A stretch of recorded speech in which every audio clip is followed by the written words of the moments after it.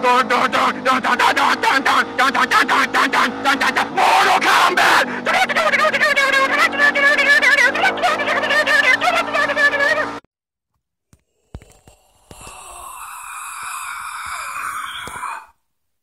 WR450F, street legal in dual sport mode. But we're going to switch that and go back to supermoto mode. That's what we're about to do today. I'm going to take those wheels off, put the supermoto wheels back on, and I'm going to take some of this stuff off. I'm going to check the valves. The valves, that could be terrible. But first thing we got to do, look at this wheel over here. Look at this wheel. It's disgusting. Jesus. Oh my God. There's still some life in this sprocket. Yeah, but it's just gross. So I'm going to clean this up first. And then I guess we'll probably need to clean the front one up. And yeah, so let's get to it. Now, it's not perfect, but it's better. Took a lot of stuff, but got it looking a little better than it was.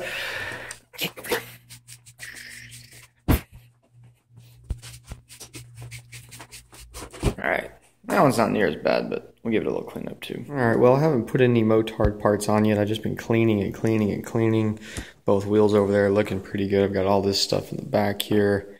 Yanked all apart. Even got the old brake pads. So I can put I have a different set of brake pads I run with the Supermoto or the street ones, just so that they're more bedded into the rotors. Otherwise, when you switch the kit, I found I've tried to make this as easy as I can. I've got rotors and sprockets and whole new chains. When I switch, I'm just, you know, but even the pads, like, you have no brakes at first. So I've got that going there. About to pop the rear on. Then we'll do the front up here, and then we'll get to the rest of the maintenance. By the way, you know, this is a CBR 1000. Yep, I'm a badass. The back is together. Before I get to the front, I think I'm going to try to see if I can get the rear shock out. I want to put a little more preload on it. It just feels soft to me. It always has felt a little too soft. So I'm going to do that real quick. Whatever that, it's all gone well, and I've got the tension and everything's happy. And there's a giant stain down there because of all the all the shit I've been trying to get off of it, all the old dirt. But yeah. Oh, and then what else happened? These little spring doohickeys fell out, and I didn't bother figuring out how these go back in. These are the things in the brake caliper that hold a little tension on the pads. Those literally only exist to make the pads not make a lot of noise, you know, like keeps them quiet. You don't need them. Race bikes don't have those, and actually they roll slightly easier. Much work has been happening. Still in half supermoto trim.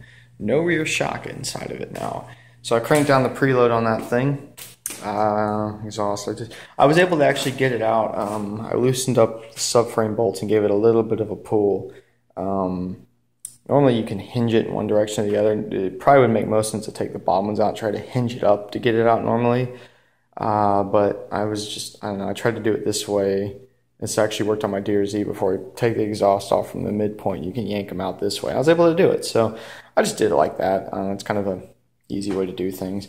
I got the gas tank out of the way and all that bullshit. And I'm going to check the valves here real quick. Man, they've got a lot of shit just going right on top of this, the valve cover here. I mean, I've tried pulling different things here. I've got zip-tied cables here. I mean, just like a stacked ton of wires just sits right on top of this thing. That's really fucking annoying. So it looks like 2 bolts hold the valve cover on, and I guess it needs to go out this way. I don't even know, man. It's such a tight fucking fit in there. Maybe I can get it just straight out. I mean, actually, that's probably what's going to happen. Excuse me. And then we'll get to see 5 fucking valves in here. It's going to be a tight fit, but anyway, let's get to it. All right, guys, I was able to get the valve cover off there. Not too terribly hard. Not as hard as I thought it was going to be. And I've got the valves, or the cam, sitting in the correct position now, so I can check the valves. I got 3 intake and 2 exhaust. It's kind of obnoxious, but whatever. This right here is part of the auto decompression valve right here. I had to actually hold that out of the way as I spun the motor around to the correct point. And what I've got here to help demonstrate, I've got a cam off a DRZ 400, my old DRZ. This is the stock cam in it. And basically what happens is when these come around and they open, you know, close the exhaust valves, and you've got this little notch right here. It also opens the exhaust valve just a tiny bit on the compression stroke when the engine's trying to start to help get the engine to turn over easier. And as soon as it fires, this thing gets a little bit of RPM to it. This weight right here gets thrown out and then moves that out of the way.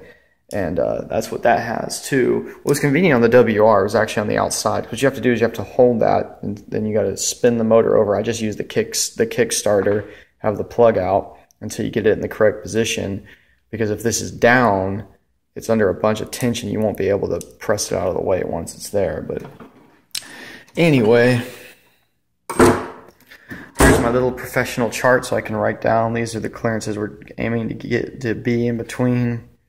Got your bullshit here. So, yeah, this engine's supposed to be notorious for being, well, all these engines are. It's a dirt bike motor. It's going to be terrible. So let's see if they actually are, if we need to make an adjustment. All right, guys, well, you ready to hear the news? Because, everyone told me you have to be adjusting valves on this thing all the time. And I've owned it for over a year and a half, and I haven't done it, which is probably a big mistake, right? So, you ready to see my my chart here and see how bad the valves were? Let's check this out. Exhaust, both of them were 0.203 millimeters, which would be within spec. The intakes were all 0.02 millimeters, all of them, which would also be in spec. So check. How about that? How about that bullshit? So it's fine. We can start putting it back together. It's good to know.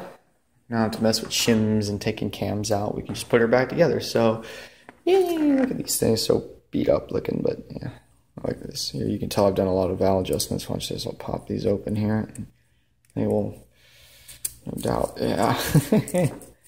Look at all those in there. Only bent up ass ones.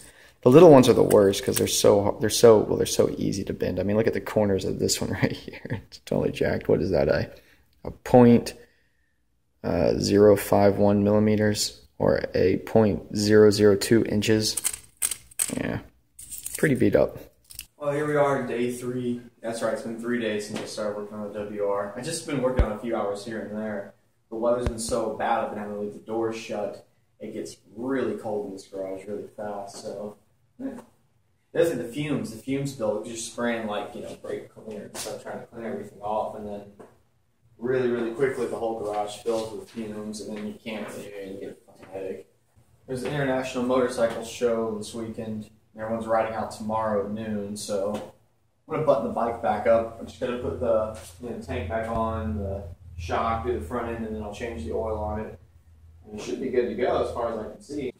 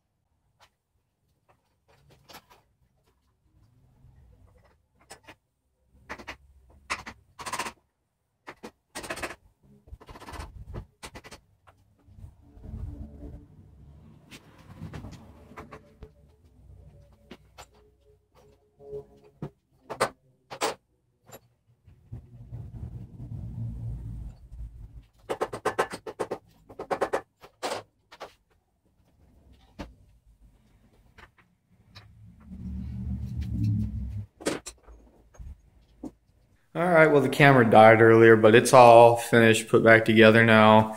Got the fresh oil in it. Started up, let it get nice and hot, and then I dumped what was in there. It actually was really new oil. I literally think last time I rode this thing, I put new oil in it. But, oh well, can't hurt anything, right? Damn, it's definitely cold out. I rode it kind of squid mode for just a minute around the block. I haven't ridden a bike since October. And couldn't help myself, even squid mode. I did a little mini clutch up, and it just fucking spun. It's so cold. That's just a little bit above freezing. The tires are, this one's got a little life left in it, but it's definitely hard right now. It probably needs to be maybe a little wear will help, you know, actually get it a little softer. It might just be the top surface. This tire, shit, it's pretty gone, and it's fucking hard too. They're both kind of hard right now. They've got a lot of heat cycles in them, and that doesn't help anything, but that's all right. So yeah, there's a meet tomorrow. This is Friday. The meet on we're meeting up at Saturday at the Cycle Gear in Plano. If you know where that is, at 11. I mean, if you know where that is, you know where that is. And if you want to go, you can go. And we're going to go to the International Motorcycle Show, which will really be the first time I've really ridden since the accident. Not the accident. I rode after the accident like a fucking idiot and hurt myself more and more. The first time,